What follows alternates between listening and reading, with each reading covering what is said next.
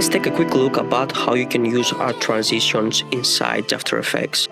I'll jump into our website and I'll go into After Effects templates, and then into the categories I'll choose transitions.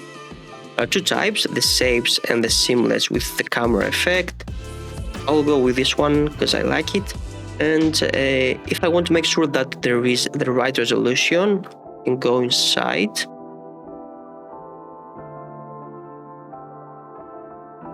There is a HD resolution, I'm okay with that. I can click download from here, but also I can download it from this icon right here because I have a license.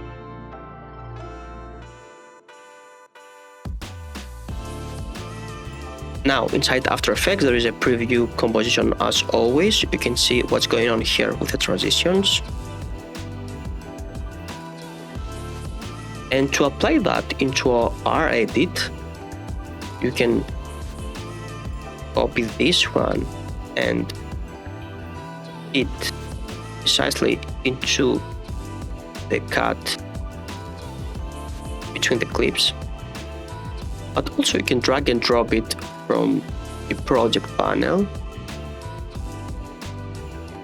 and make sure that you enable the rasterize. A cool one. I'll do that for the rest.